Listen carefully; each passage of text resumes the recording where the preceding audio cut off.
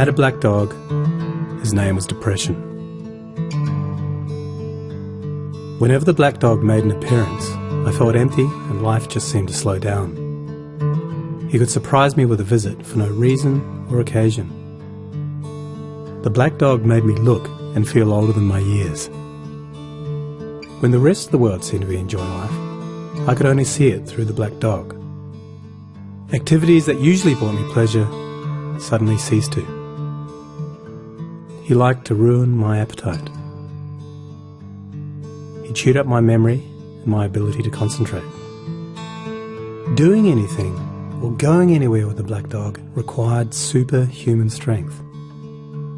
At social occasions, he'd sniff out what confidence I had and chase it away.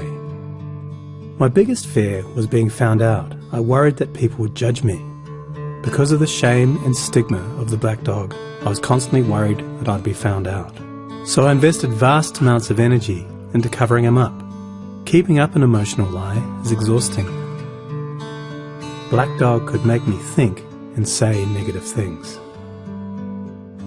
He could make me irritable and difficult to be around. He would take my love and bury my intimacy.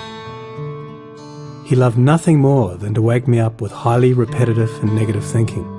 He also liked to remind me how exhausted I was going to be the next day. Having a black dog in your life isn't so much about feeling a bit down, sad or blue. At its worst, it's about being devoid of feeling altogether. As I got older, the black dog got bigger and he started hanging around all the time. I'd chase him off with whatever I thought might send him running. But more often than not, he'd come out on top. Going down became easier than getting up again.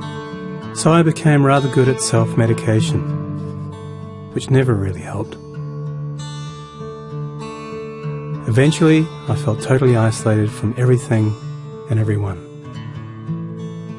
The black dog had finally succeeded in hijacking my life.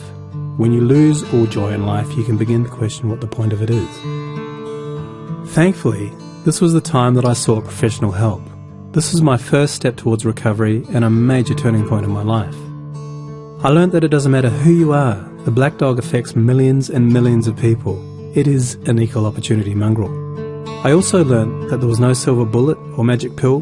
Medication can help some, and others might need a different approach altogether. I also learned that being emotionally genuine and authentic to those who are close to you can be an absolute game changer. Most importantly, I learnt not to be afraid of the black dog, and I taught him a few new tricks of my own. The more tired and stressed you are, the louder he barks, so it's important to learn how to quiet your mind. It's been clinically proven that regular exercise can be as effective for treating mild to moderate depression as antidepressants, so go for a walk or a run and leave the muck behind. Keep a mood journal. Getting your thoughts on paper can be cathartic and often insightful. Also keep track of the things that you have to be grateful for. The most important thing to remember is that no matter how bad it gets, if you take the right steps, talk to the right people, black dog days can and will pass. I wouldn't say that I'm grateful for the black dog, but he's been an incredible teacher. He forced me to re-evaluate and simplify my life. I learnt that rather than running away from my problems, it's better to embrace them. The black dog may always be part of my life, but he'll never be the beast that he was. We have an understanding. I've learned through knowledge, patience, discipline and humour, the worst black dog can be made to heal. If you're in difficulty, never be afraid to ask for help.